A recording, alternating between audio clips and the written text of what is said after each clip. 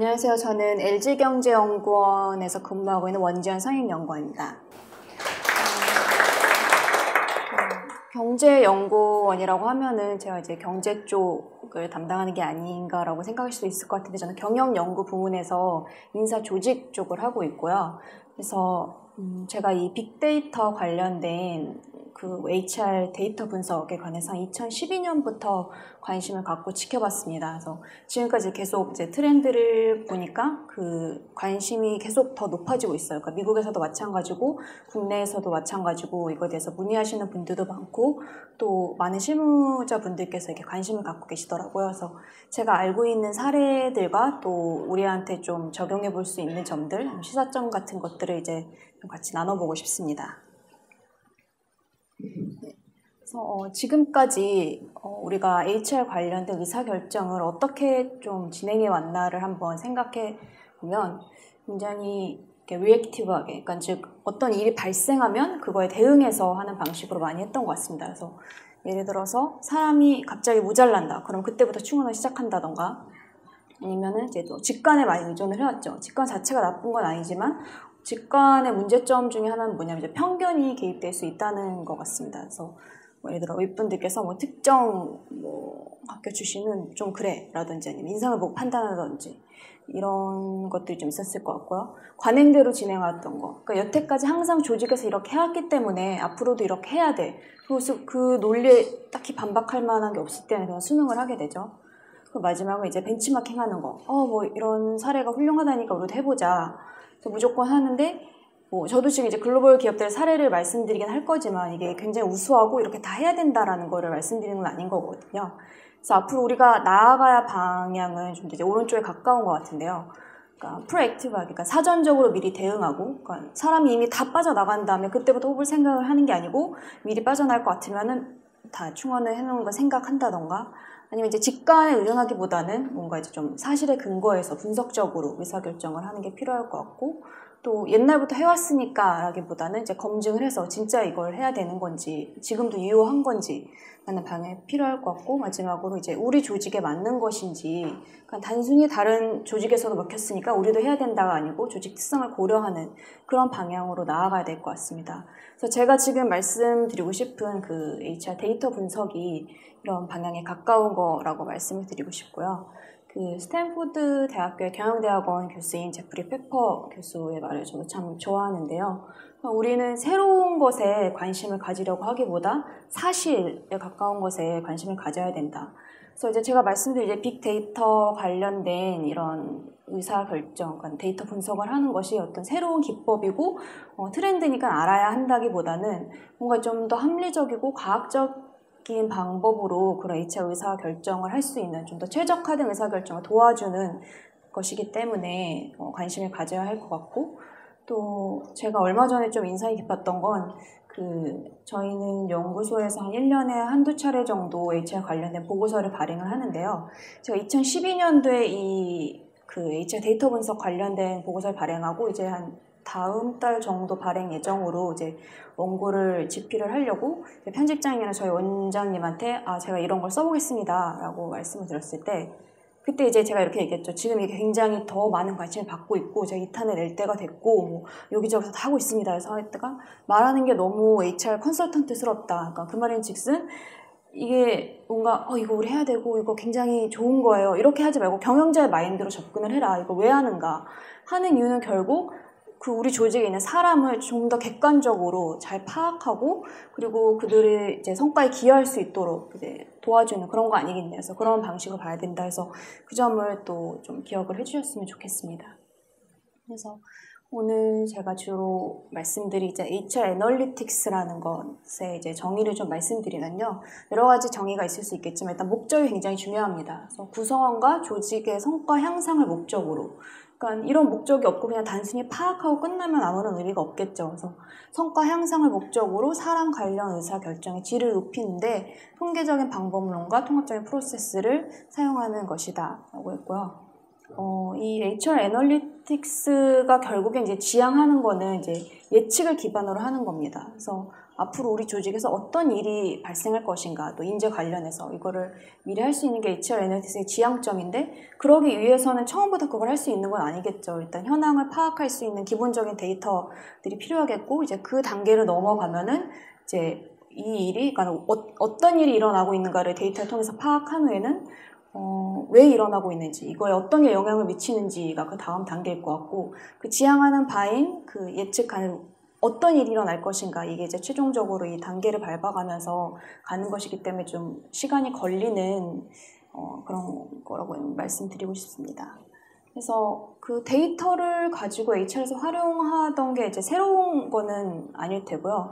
그 전부터 보면은 이제 그냥 기본적인 뭐 이렇게 지표 같은 거를 이제 뭐 이직률이나 뭐 우리 뭐 인원이 몇 명인지 이런 거를 관리하는 게 있었고, 그 다음에는 이제 동종 업계 대비해서 우리가 어느 수준인지를 보는 벤치마크 단계가 있었다면, 그 다음에 이제 요즘 많이 HR IT 시스템들이 도입되고 있기 때문에 이제 데이터를 통합하는 그런 단계에서 이제 성과 지표 관리하고, 이제 마지막으로 가야 되는, 지향해야 되는 단계가 HR 애널리틱스다 해서 이쪽으로 이제 관심을 계속 가지는 것이 중요할 것 같고요.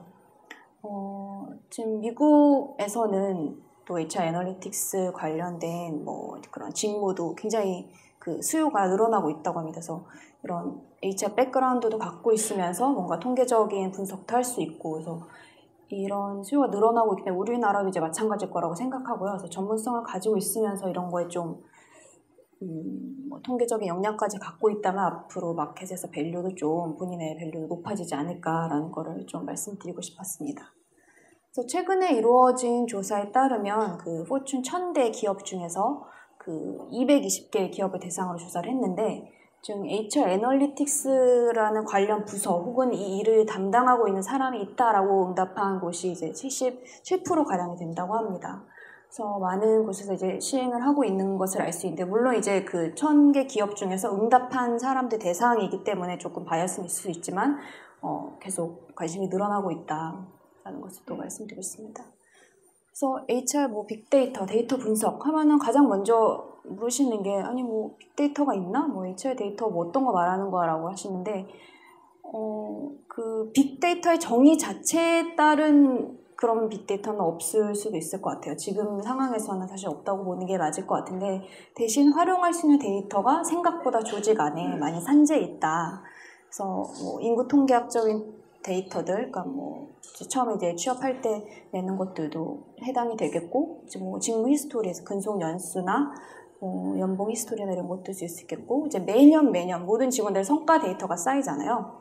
그리고 어떤 교육을 받고 뭐 어떤 실적을 냈고 이런 것들도 계속 누적되고 있는 데이터이기 때문에 HR 데이터 중에 하나고, 또 이제 스킬과 역량 관련된 것들, 뭐 정성 시험 관련된 것들이나 이제 보상을 어떻게 받아왔고, 이제 매년 설문 실시하는 그런 조직도 많잖아요. 그것도 이제 매년 쌓이기 때문에 그게 그 개인 단위로 분류만 된다면 이것도 굉장히 활용될 수 있는 좋은 데이터인 것 같습니다. 그리고 이제 소셜 데이터들은 사실 뭐 그런 개인 정보나 이런 것 때문에 확실히 활용하기가 쉽지는 않지만, 뭐 KMS 시스템 같은 거 갖고 있는 것도 되게 활용할 수 있을 것 같고요.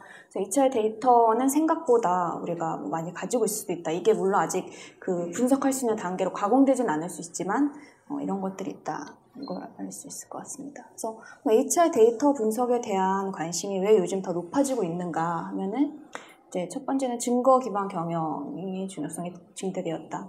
그러니까 요즘 너무 환경이 불확실하고 빨리빨리 바뀌고 경쟁이 심하기 때문에 HR 관련된 의사결정을 그냥 함부로 내려서 이제 제도를 계속 이끌고 간다거나, 한번 사람 채용하면 이게 다 기회비용이 들기 때문에 좀 더 최적의 의사결정을 하기 위해서 팩트에 기반한 그런 게 좀 더 중요해지고 있다라는 면에서 관심이 높아지고 있는 것 같고요. 사실 선후관계를 따지자면은 오늘도 제가 이제 빅데이터에 대해서 말씀을 드리는 건 아니라고 했잖아요. 그래서 빅데이터에 대한 관심이 한 2010년 이후부터 이렇게 쫙 이렇게 좀 높아지면서 HR 데이터 분석에 관한 관심도 좀 높아진 것 같습니다. 그래서 여기서 성과를 창출할 수 있는 기회가 분명히 있는 것 같다라는 측면에서 관심이 높아진 것 같고요. 그래서 제가 최근 이제 2014년 2월에 관련된 컨퍼런스를 하나 갔다 왔습니다. 그러니까 HR 애널리틱스에 관련된 컨퍼런스는 그전에는 없었는데, 워크포스 플래닝이나 뭐 이런 것들은 있었는데, 이 관련된 실무진들이 모이는 건 없었는데, 가서 제가 이제 느낀 거는 오히려 자신감을 많이 이제 갖고 돌아왔는데, 물론 이제 해외 글로벌 뭐 기업들에서 뭐 이런 데이터를 분석해서 뭐 많은 성과를 이런 사례들은 있지만 다들 실무진들도 우리도 아직 데이터 잘 안 모여 있고 관심이 있는데 어떻게 할지 모르겠고 뭐 이 사람들도 알아보라고 하는데 이거는 다 똑같더라고요. 그래서 어차피 다 시작하는 단계구나라는 걸 느낄 수 있었고 가서 이제 처음에 이 주제에 관심을 갖게 된 것 중에서 2010년에 보니까 탤런트 애널리틱스라는 그런 아티클을 쓴 저자분도 오셔서 이제 그 이후랑 이제 그 전과 비교했을 때 관심은 많이 높아졌지만 사실 그렇게 크게 막 테크닉이 변하고 이런 건 없다. 이제 다 같이 알아가고 시작하는 단계다라고 말씀을 한 걸 제가 듣고 왔습니다.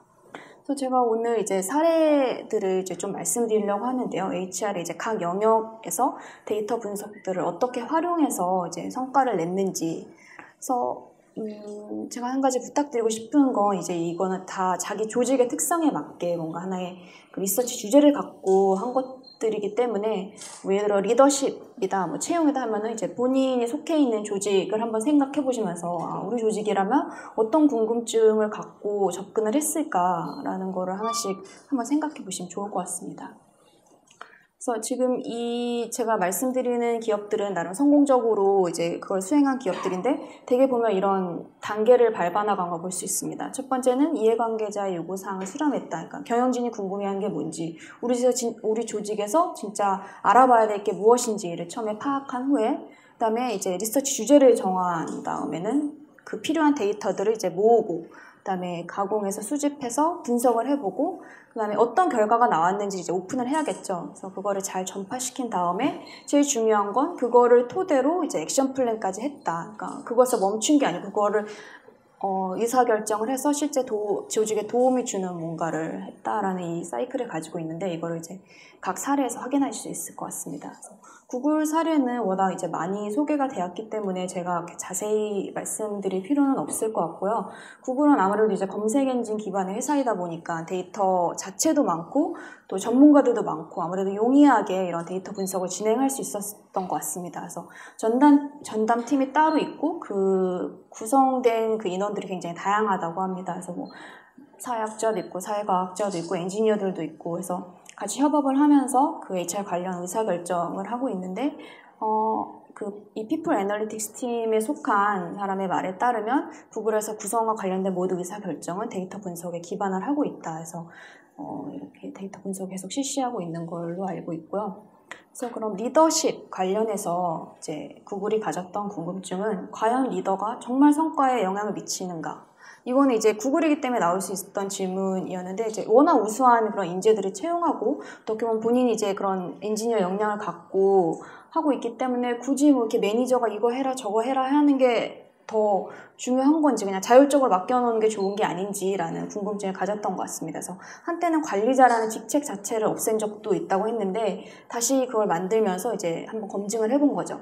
그래서 뭐 여러 가지 데이터 소스들을 통해서 이제 리더들의 성과도 비교해보고 직원들에게 어떤 리더가 훌륭한 리더라고 생각하는지라는 것을 이제 물어봐서 결론은 효과적인 리더들은 분명히 공통적인 특성을 가지고 있고 이들이 팀 성과에 분명히 영향을 끼친다. 구글에서도. 그래서 이걸 바탕으로 관리자들한테 어떤 특정 행동을 이제 하게끔 하고 훌륭한 리더들은 이런 특징을 갖고 있으니까 이렇게 해주세요라고 말을 하고 또 리더십 교육 프로그램을 통해서 성과가 안 좋은 이제 리더들한테 한번 교육을 받게끔 했다고 합니다. 그래서 이제 주목할 만한 건 처음에 이제 가졌던 생각은 뭔가 기술적인 백그라운드를 가지고 있는 게 리더의 중요한 자질이 아닐까라고 생각했는데 실제로 나왔던 건 이렇게 1대1로 그 직원들을 케어해주고 코칭해주고 이런 거를 훌륭한 리더의 자질로 꼽았다고 합니다. 그래서 이런 걸 이제 데이터 분석을 통해서 확인을 할 수 있었고 이제 비효과적 리더들을 상대로 이제 교육을 하고 그 사람들 이런 걸 고치시오 했을 때 나중에 75% 정도가 이제 확연히 개선이 되었다라고 해서 어떻게 보면 맞춤형으로 이제 리더십을 개선한 사례를 이제 볼 수 있고요. 이제 그다음에 성과 극대화 요인 검증이라고 제가 했는데요. 어떻게 보면 HR에서 몰입이 굉장히 중요하다고 그냥 구성원 몰입이 중요하다. 근데 어떻게 보면 이건 HR만의 공허한 언어일 수 있습니다. 그러니까 진짜 몰입을 하면은 구성원들의 성과가 높아지는 것까지는 우리가 확실하게 말을 할 수는 없잖아요. 그냥 머릿속에 그런가 보다라고는 할 수 있지. 그래서 로이스라는 기업은 이제 저희한테는 좀 친숙하진 않은데 포춘 50위 규모의 그런 가정 소매용품 기업이라고 합니다. 그래서 정말 구성원 몰입이 성과에 영향을 미치는지 재무 성과에 기여를 하는지를 이제 검증을 해보았다고 합니다. 그래서 여기서 특징적인 건 이제 그런 마케팅이나 재무 쪽에 아무래도 좀 데이터 전문가들이 있을 거 아니에요. 그래서 그쪽에 이제 좀 커미트먼트를 받아서 같이 좀 해본 결과 확실히 구성원 몰입이 그런 여긴 이제 소매용품 그런 전문이기 때문에 매장별로 이렇게 다 다른데 매장 성과에 영향을 미치고 그 중에서도 이제 매장 관리자가 구성원 몰입에 가장 큰 역할을 하더라라는 결론을 얻었다고 합니다. 그래서 이제 수치로까지 나온 거죠. 그러니까 직원들이 몰입이 높은 직원이 고객을 응대하면 뭐 매출이 4% 정도 높아지고 그런 매장의 매출 차이가 뭐 100만 달러가 난다. 이렇게 얘기하면 아무래도 경영진들도 더 쉽게 일을 하겠죠. 아, 정말 구성원 몰입을 높이는 활동들이 중요하구나 해서 설득이 잘 될 텐데. 그래서 액션 플랜으로 매장 영업 관리자 교육을 실시하고 평가 프로그램을 재설계를 하였다고 합니다. 그래서 이거 아까 말씀드린 이걸 제가 자세히까지 설명을 드릴 수는 없겠지만 그 로이스가 이제 밟아나간 단계를 좀 간단히 보면 처음에 이제 경영진을 설득해서 아 정말 이제 구성원 몰입이 중요한데 이걸 한번 검증해 보겠다. 그래서 크로스 펑셔널 팀을 만들고 설득을 할 때도 이게 그냥 HR이 잘하고 있다, HR이 이렇게 할 거야 라고 하려는 게 아니고 이제 조직 성과에 기여하기 위함이다 라는 걸 설득을 했다고 하고요. 데이터 이제 필요한 데이터가 뭔지 한번 이제 모아보고 이제 커뮤니케이션 하는 과정을 거친 후에 이런 모델을 한번 만들어 본 겁니다. 그래서 몰입이 뭐 매장 성과에 영향을 미치고 이거는 또 어떤 영향을 받은 것이고 하고 이런 가설들을 한번 만들어 본 다음에요. 세 번째는 이제 그 통계 작업을 통해서 모델을 정교화해서 어떤 게 정말 영향을 미치는 것인지 몰입에를 해서 확정을 한 후에 이 모델이 만들어진 다음에 이제 전사에 전파를 한 거죠. 우리한 그 몰입에 영향을 미치는 거가 뭐가 있고 이게 확실히 고객 만족에 얼만큼 영향을 미친다라는 걸 이제 커뮤니케이션 하라고 이제 결과를 기반으로 해서 이제 실행을 해 나가기 시작한 겁니다. 그래서 그 이후에는 이제 계속 모델을 개선해서 진화하는 과정을 거쳤다고 합니다. 그래서 이런 뭔가 이제 그냥 단순히 끝나지 않고 계속 팔로우업을 하면서 이제 그게 계속 유효한 건지를 검증해 나가는 거를 했다고 하고요. 이제 그다음에 이제 시스코라는 기업인데 그 컴퓨터 IT 관련 업체가 아니고 여기는 그 글로벌 식품 서비스 기업이라고 합니다. 그래서 굉장히 전국적으로 체인이 퍼져 있기 때문에 어떤 일이 일어나는지 확실히 이제 본사에서 알 수가 없었던 거죠. 그래서 각 세부 조직에서 어떤 일이 벌어지고 있는지 조사해 봤더니 그 고객과 직접 대면을 하는 그런 고객과 직접 대면을 하는 델리버리 서비스하는 사람들의 만족도가 굉장히 낮은데 이 사람들의 만족도를 개선하는 게 시급하다 해서 그 활동을 이제 시작을 하였다고 합니다. 그랬더니 이제 근속률도 굉장히 제고가 되었고 고객 충성도 또한 제고가 되었다는 그런 사례입니다. 그다음에 또 마찬가지로 이것도 성과 극대화 요인인데 처브라는 이제 국제 보험 전문 업체인데요. 그러니까 실적이 뛰어난 보험 마케터의 자질이 무엇일까를 이제 그 중개인들을 통해서 이제 알아본 거죠. 그러니까 확실히 서비스가 좋은 마케터들은 어떤 특징을 갖고 있고 어떤 걸 원합니까? 라는 것을 이제 분석을 해본 결과 어떤 교육을 실시해야 될지를 이제 특정한 맞춤형 교육을 도출해냈다고 합니다. 그래서 여기서 제가 말씀드리고 싶었던 건 그냥 그런 숫자적인 데이터뿐만이 아니고 이제 비정형 데이터, 그러니까 텍스트를 통해서 어떤 마케터들이 뭐 훌륭하다고 생각합니다. 어떤 게 서비스가 좋다고 생각하십니까? 했을 때 많이 나온 단어들 그런 거를 이제 그룹화해가지고 그러면 이런 게 필요하니까 교육에 적용시켜야겠구나 라는 결론을 도출한 것으로 볼 수 있고요. 그 다음에 이제 인력 구조 축에 관련된 겁니다. 요즘 이제 인력 고령화도 굉장히 늘어나고 있고, 그런 측면에서 이제 다우 케미칼이라는 회사에서 실시한 건데, 여기가 이제 화학업계에 속해 있는 만큼 7년 주기로 호황과 불황이 반복되는 산업 특성 때문에 지금의 인력 구조대로 이제 계속 유지해 나가도 상관이 없는 건지, 그러니까 인력 리스크가 있는 것은 아닌지가 이제 궁금했다고 합니다. 그래서 4만 명의 인력 데이터를 이제 한번 분석을 실시를 했고요. 그래서 그 현재 있는 인력을 5개 그룹으로 연령으로 나눈 다음에 10개 직급으로 해서 미래에서 이제 각 산업부에 어떤 직급으로 분포되어 있는지를 한번 다 이제 시나리오 플래닝을 해본 거죠. 그래서 그거에 따라서 앞으로 이제 외생 변인들, 그러니까 쭉 산업 트렌드가 이렇게 바뀌었을 때, 정치 상황이 뭐고, 대통령이 바뀌었을 때, 아니면 뭐 법률이 변경됐을 때 따른 각각 시나리오에 대한 그런 액션 플랜을 마련해서 이럴 때는 이렇게 인력을 충원해야 되는 거 아니면 이 직급의 승진을 좀 줄여야 되는구나 이런 거를 마련해서 미리 대비를 해 놓았다고 합니다. 그래서 이제 블랙힐스라는 곳이 이제 130년 역사 에너지 회사라고 하는데요. 여기도 이제 인력 구조 축에 관련해서 데이터 분석을 활용을 했다고 합니다. 그래서 그런 R&D 기반 회사의 경우에 그 기술 인력들이 이제 많이 퇴직을 하면은 이제 곤란해지잖아요. 이 사람들을 빨리 충원할 수도 없기 때문에. 그래서 현재 기술 인력들의 은퇴에 어떻게 대비를 해야 될 것인가에 관해서 연간 예상 퇴직 인력을 이제 계산을 해보고 이 사람들을 또 어디서 충원할 수 있을지, 그리고 우리가 특별히 모자란 기술이 뭐가 있는지를 이제 로드맵해서 로드맵을 만들어서 정리를 해보았다고 합니다. 그랬더니 지금 처해 있는 상황이 그 퇴직한 사람들의 근속년 수를 다 합쳐보면은 5년 내 8,063년 그런 연차가 축적된 사람들이 회사를 떠날 예정이다. 그럼 이제 회사의 큰 리스크일 수 있기 때문에 당장 이제 공백이 예상되는 기술을 중점으로 해서 채용을 시작한 거죠. 그래서 어떻게 또 앞으로 이거에 대비해야 될 것인지에 대해서 이제 세부적인 액션 플랜을 마련해서 인력을 충원해 나갔다고 합니다. 그래서 이제 네 번째는 채용에 관련된 것인데요.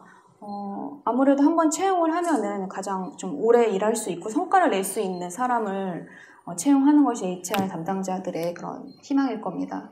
그래서 제록스의 경우에 이제 콜센터에서 이제 그런 고객 응대도 하고 이제 영업도 하고 이런 일들이 이루어진다고 하는데 문제점에 처해 있었던 게 사람들이 너무 빨리 나가는 거여서 그럼 어떻게 하면은 처음부터 좀 오래 일하고 성과를 잘 내는 사람을 충원할 수 있을까 이제 예측을 해보았다고 하면서 그래서 현재 근무하고 있는 사람 중에 우수한 사람들의 특성이 무엇인지 또 이 사람들 중에 좀 오래 다니는 사람은 어떤 특성을 갖고 있는지를 데이터 분석을 통해서 했더니 그 이전 직장에서의 근무 경험이 중요한 것이 아니라 성격 요인 중에서도 창의적인 유형이 중요하더라. 그러니까 그 데이터 분석을 하지 않고는 이제 알 수 없었던 결과인데요. 창의적인 유형을 가지고 있는 사람들이 장기 근속을 하고 고객 응대도 좀 잘하고 성과도 높았더라라는 거를 이제 알고서는 나중에 이제 직원 선발할 때 이제 그런 특수한 검사를 성격 테스트를 실시해서 이제 잠재력이 높은 그룹들을 분류를 한 후에 가장 좀 오래 일할 만한 사람들 또 성과가 높을 만한 사람들을 이제 뽑기 시작해서 이 제도를 시행한 6개월 만에 그 이직률이 5분의 1 수준으로 낮아졌다라는 결과를 얻었다고 합니다. 그래서 이제 채용에 관련된 이제 두 번째 사례는 봉통이라는 이제 백화점 피인인데요. 아시겠지만 백화점에서는 1층에서 가장 큰 매출이 일어나잖아요. 화장품에 있는 영업사원들이 굉장히 중요한데 처음에 갖고 있었던 이제 그 조직에서의 편견은 아무래도 좀 이렇게 아름답고 좀 자기 잘 꾸민 사람들이 고객한테 화장품을 잘 팔지 않을까. 마찬가지로 이렇게 살을 빼러 갔는데 선생님이 살이 안 빠진 상태고 그러면 사실 운동을 배우고 싶은 욕구가 안 들고 이런 것 때문에 이제 그런 생각을 가지고 이제 채용을 진행해 왔는데 그 데이터 분석을 통해서 한번 그런 인성 검사, 적성 검사 어떤 사람이 매출이 높은지를 조사해 봤더니 인지적인 능력이 굉장히 탁월한 사람 그런 사람이 이제 매출을 높였다고 합니다. 그러니까 생각은 그런 거죠. 그러니까 고객 이거 마음에 안 든다고 하면은 그럼 이건 어때요? 라고 바로 추천할 수 있는 그런 능력을 가진 게 오히려 이제 자기 외모를 잘 꾸미고 보기에 좋은 사람보다 더 매출이 높았다는 걸 이제 알아낸 거죠. 그래서 채용 시 인지 능력이나 상황 판단력, 주도성 관련된 평가를 따로 실시해서 했더니 그 평균 이직률이 25%가량 감소하고 매출도 $1,400가량 매장당 증가를 했더라라는 성과가 나왔다고 합니다. 다섯 번째는 이제 제도 효과성에 관련된 것인데요. 어떤 인력을 이제 충원할 때, 그러니까 내부 승진자보다 이제 외부에서 이제 또 하는 거를 선호하는 기업들도 있고, 그런 특별한 직종도 있을 것 같은데요. 이 PNC에서는 그런 좀 불만이 있었던 것 같습니다. 그러니까 왜 자꾸 외부에서 충원을 할까? 그게 더 돈도 많이 들고 내부에 있는 사람도 좀 동기가 저하되는 건데, 그래서 이제 비교를 해본 거죠. 정말 외부에서 온 사람과 내부에서 계속 승진해서 있던 사람들의 그런 영업 성과를 비교해봤더니 내부에 있던 사람들이 훨씬 더 좋았다고 합니다. 그래서 그 이후에는 공석 발생 시에 그냥 무조건 외부에서 찾기보다는 될 수 있는 대로 내부에서 하는 방향으로 해서 지금 실시하고 있는 제도가 우리한테 맞는 것인가를 검증하는 데도 이렇게 데이터 분석이 쓰이는 것을 볼 수 있습니다. 이제 PwC의 경우에도 여기도 이제 이직률 때문에 시니어 직원들 한 3에서 5년 차 직원들이 굉장히 이직을 많이 해서 고민이었는데 그래서 생각했던 것이 이제 좀 보상을 좀 미뤄서 그러니까 오래 다닐수록 나중에 뭐 퇴직금이나 그 보상을 나중에 받게 하면은 사람들이 좀 오래 다니지 않을까 이렇게 상식적인 선에서 생각을 한 거죠. 그래서 그렇게 하려고 이제 했는데 뭔가 조직적인 반발도 있고 이게 확실히 효과가 있을런지 그런 확신이 없어서 이제 한번 조사를 해봤습니다. 밖에 나간 사람들이 얼마나 지금 뭐 승승장구를 하고 있는지, 얼마나 연봉 잘 받고 있는지랑 뭐 지금 더 막 그만두고 싶은 사람들이 진짜 원하는 건 뭔지를 이제 데이터 분석을 통해서 해본 결과 근속 결정 요인 중 중요한 거는 그러니까 나중에 받을 게 아니고 이제 지금 연차가 갈수록 더 많은 게 늘어나는 걸 이제 원한다는 걸 알 수 있었고 그 다른 데 나간 사람들보다 추적을 해보니까 여기 안에 있는 사람들이 더 연봉도 높고 보상도 높더라 이런 걸 이제 증거를 내리면서 이제 직원들한테 말할 수 있었던 거죠. 그래서 원래 시행하려던 제도를 이제 취소를 하고 네 그래서 여기 있는 게 유리하다 해서 이직률도 훨씬 낮아졌다. 아까 4년 전에 26%에서 10% 수준으로 낮출 수 있었다라는 이제 결과가 나온 것 같습니다. 이제 마지막으로 이제 스타벅스에서는 처음에 이제 복리후생 때문에 이런 설문을 실시한 것 같진 않고 우리 회사의 사람들은 어떤 사람들인가라는 거에 대한 궁금증이 있었던 것 같습니다. 그래서 여기 있는 애널리틱스 부서에서 이제 사람 유형별로 한번 좀 구분을 해보면 더 잘할 수 있지 않을까. 이들이 좀 그룹별로 원하는 게 다르지 않을까라고 해서 한번 나눠봤더니 뭐 이런 거죠. 그러니까 뭐 가족을 갖고 있고 뭐 가족이 중요한 그룹이 있고 뭐 내 삶이 중요한 그룹이 있고 뭐 취미생활 하는 게 중요한 사람들이 있고 일은 그냥 이렇게 다니는 거고 취미생활 나중에 자기 개발이 중요한 사람 그게 다 유형이 달랐는데 그래도 보니까 모든 그룹에서 원하는 것들이 이제 학자금 지원을 원하더라. 그러니까 가족이 없더라도 내가 뭔가 이렇게 삶의 욕구가 있고 이렇기 때문에 이게 가장 베스트의 그런 복리후생 계획이라는 걸 알고선 모두를 만족시킬 수 있는 그런 복리후생 계획인 학자금 제도를 이제 데이터 분석을 통해서 실시를 했다고 합니다. 그래서 이제 좀 정리를 해보면요. 데이터 분석을 하지 않았다면 이 앞에 제가 말씀드렸던 기업들이 생각하고 있었던 게 좀 달랐던 것 같습니다. 처음에 뭐 구글의 경우에는 뭐 관리자가 뭐가 중요하겠어. 그리고 관리자면은 아무래도 좀 그런 테크니컬한 능력이 중요하겠지라는 거에서 데이터 분석을 실제로 해봤더니 실제로 구글에서도 관리자의 능력이 굉장히 중요하고 중요한 건 그 테크니컬한 스킬이 아니고 한 명 한 명을 케어하는 그런 피플 매니지먼트 스킬이더라라는 거를 알아낼 수 있었고 공통 같은 경우에도 아까 말씀드린 대로 뭐 영업사원의 그런 외모가 중요한 게 아니고 인지 능력이 중요하더라. PwC에서도 지금 받을 수 있는 그런 제도가 더 중요하지 미래를 위해서 이렇게 쌓아놓는다고 사람들이 더 근무하지 않는다라는 걸 알 수 있었고 제로스도 채용을 할 때 뭐가 더 중요한지 알 수 있었던 거고 스타벅스도 이제 유형은 다르지만 원하는 그런 복리후생 계획 하나일 수도 있겠구나라는 거를 해서 데이터 분석을 하기 전과 후에 그런 정말 직원들이 원하는 게 뭐고 또 이들의 성과를 위해서 어떤 거를 해야 될지를 알 수 있었던 것 같습니다. 그래서 사례는 여기까지 제가 말씀드리고 여기서 이제 우리가 얻을 수 있는 시사점 그리고 데이터 분석을 또 성공적으로 하기 위해서 뭐가 필요할까 말씀드리면 일단 첫 번째 단계는 분석에 필요한 데이터를 수집하고 관리 시스템을 구축하는 게 중요할 것 같습니다. 그래서 지금 보면은 뭐 그냥 엑셀 데이터로 여기저기 산재돼 있고 뭐 설문을 매년 실시한다고 해도 이게 누가 한 건지 식별이 안 되도록 돼 있다면 그걸 이제 분석할 수 있는 단위로 가공을 해 놓는 게 가장 첫 단계일 것 같고요. 두 번째는 이제 목적에 부합하도록 데이터 분석 방법을 디자인할 필요가 있다.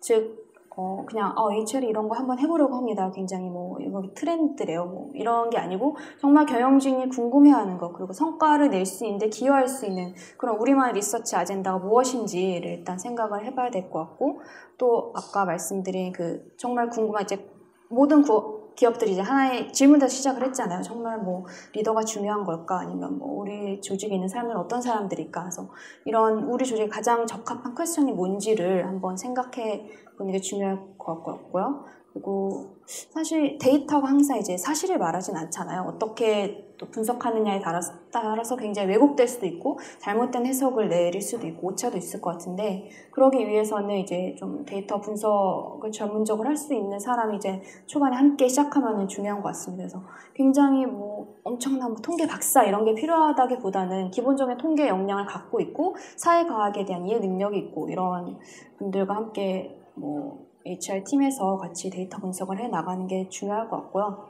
또 이제 가장 중요한 건 사실 데이터가 아니고 이제 사람에 대한 이해가 전제가 돼야 된다. 이제 그렇기 때문에 인사 담당자가 꼭 참여를 같이 해서 올바른 의사결정을 내릴 수 있을 것 같습니다. 그래서 제가 이제 정리를 하자면 일단 말씀드리고 싶은 건 이게 굉장히 뭐 새롭고 뭐 굉장히 트렌드고 이렇기 때문이 아니고 정말 우리 조직에서 HR 관련된 최적의 의사결정을 위해서 데이터 분석을 한번 시도해 볼 수 있겠다라는 거를 좀 생각해 가셨으면 좋겠고요. 또 아까 말씀드린 또 그럼 우리 조직에서 가장 뭐 경영진이 궁금해할 만한 건 무엇일까? 데이터 분석을 실시한다면 뭐부터 한번 해보면 제일 효과적일까라는 이 두 가지를 한번 생각해 보시고 넘어가셨으면 좋겠습니다. 네, 감사합니다.